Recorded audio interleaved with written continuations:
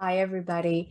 So it turns out that every single month we tend to run out of time to do the mindset topic of the month as part of our mastermind session. So I thought going forward, if we do run out of time, what I will do is record it in this format and send it to you as a separate attachment to the email during at the end of the month email that I send. The reason for that is because you will eventually make a ton of money in real estate at some point. And so I want to make sure that in addition to getting all of that portfolio and that wealth, that you also have the mindset that goes with building that portfolio and having all that wealth. The last thing I want is for us to work together and help you build this great portfolio and all this wealth, and you turn around and are a total jerk, okay? Because wealth tends to amplify your personality. The other thing wealth does is that if you don't have the mindset around keeping your wealth, you will lose it very, very quickly. So, you know, they've done that study before where they've shown that people who win the lottery tend to go bankrupt within 3 to 5 years of having all that money, because they don't have the mindset that comes along with winning the lottery. So I want to make sure that you have all the mindset that you need so that when you do become wealthy in real estate, that you're able to keep that money and grow from that constantly. Okay, so let me share with you my screen. So this month, we are covering knowledge. Okay, so forgive me, okay, like my tone sometimes can come across very bossy, very harsh, and that is something that I'm working on. Okay, so the mindset of the month is it's not just related to real estate. It can be applied to any part of your life.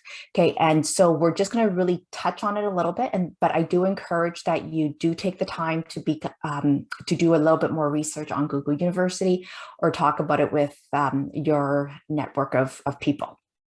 All right, so we are specifically going to focus on just the knowledge mindset.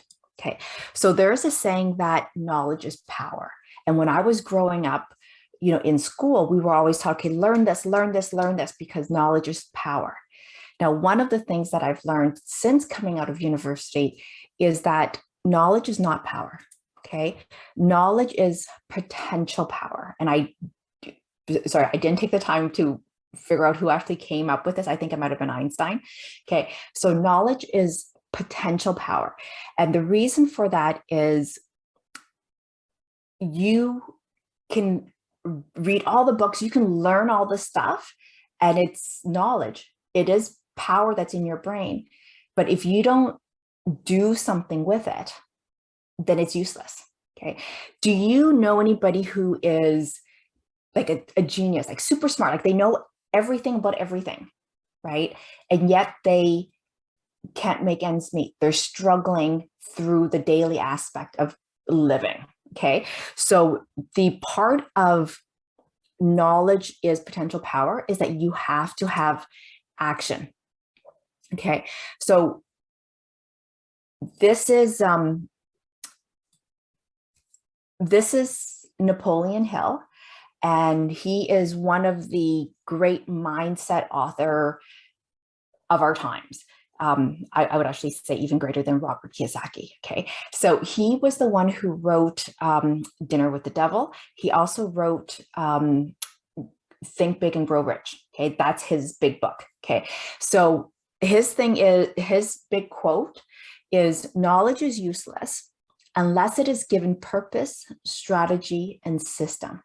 Okay, and what that means is you take the knowledge that you learn from books, from talking to people, from networking, and you use it. You take action, you put it into a strategy, a system, you give that knowledge some purpose. Okay, and we are going to use the knowledge that you get in growing real estate.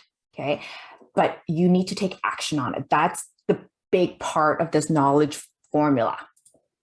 Okay, so this is Napoleon Hill. So one of the common quotes that we see a lot now is this garden quote. Okay, your mind is a garden, your thoughts are the seeds. You can grow flowers or you can grow weeds. And what that means is you are in control of what goes into your brain. Okay. So you can watch TV for an hour, or you could read a book for an hour. Okay. You could watch Netflix and just watch a comedy show, or you could watch Netflix on, some real estate program, because there are actually some mortgage programs on Netflix, believe it or not. Okay. So we are actually in control of what goes into our brain. Okay. So the question is, what are you planting? Okay.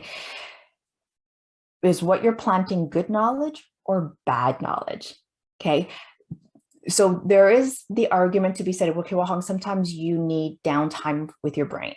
Okay. And I do agree with that. Like sometimes you need to just relax and you need to not think about anything. Okay. So that's where meditation comes in. That's where being around your group of friends and socializing and having fun. Okay. That's different than filling your brain with negative news or filling your brain with just junk movies. Okay. That's different. Okay.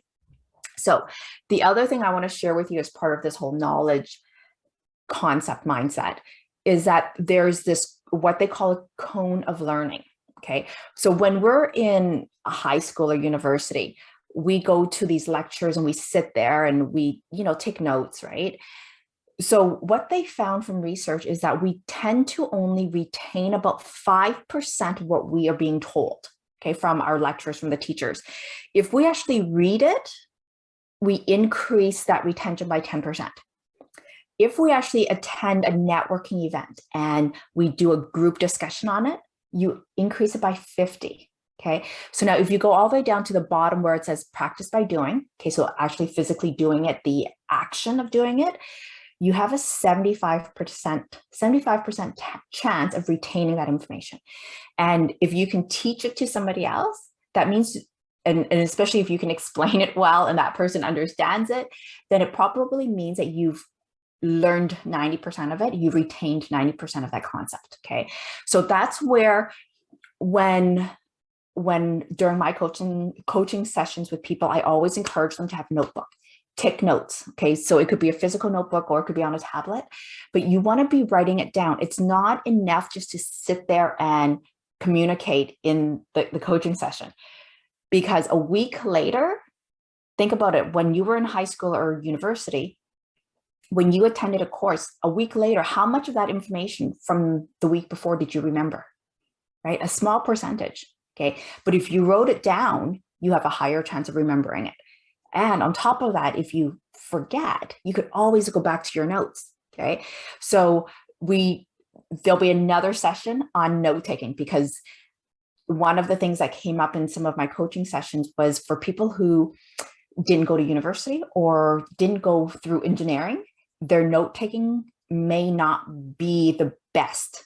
Okay. So, and that took me a little bit of time to realize that, because I come from engineering. And so I just sort of assumed that everybody knew how to take notes. So that will be covered in another session. Okay.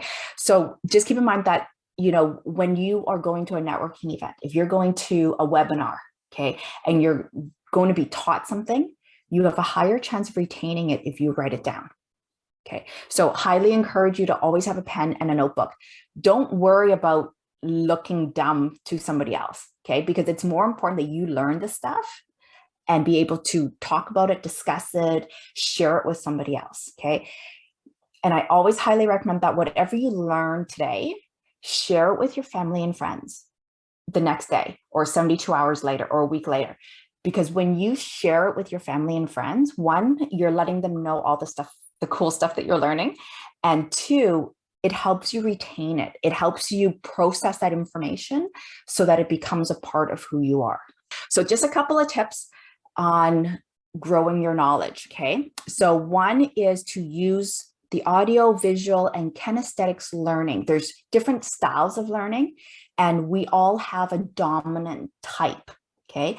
But if you can learn to utilize the other methods of learning, they will enhance the amount that you retain. Okay. So the second one is to teach it to somebody else. Okay. And one of the things that I learned when I was in my business course was if you're going to teach it to somebody, if you're going to reverberate it to somebody else, use grade 5 language. Okay. If you're using fancy words and stuff, you're going to lose somebody. Okay, you want them to get the idea, not to show that you understand the information by using fancy words. Okay, explain it using, grade 5. Dumb it down as much as you can. Okay, this came to light because I was trying to explain the rent to own program to my nephew, who I think at that time was like 9 years old. He totally didn't get it, right? And so part of it, he's the wrong audience, but also too, it made me realize, okay, well, if I can't explain it to him, okay, and he's in grade 5, 3 or 4, then I probably don't know how to explain it well enough. Okay, so the third one is, if you can have an emotional link to the content, to what you're trying to learn, it really helps you retain that knowledge, that information. It helps you take action, okay? Because at the end of the day, knowledge is only potential power. You need the action to go with it. And if you can find the emotional driving force, your why behind it, the action will come. Okay, so the fourth one, be aware of what knowledge you are planting. So that's the garden with the seeds.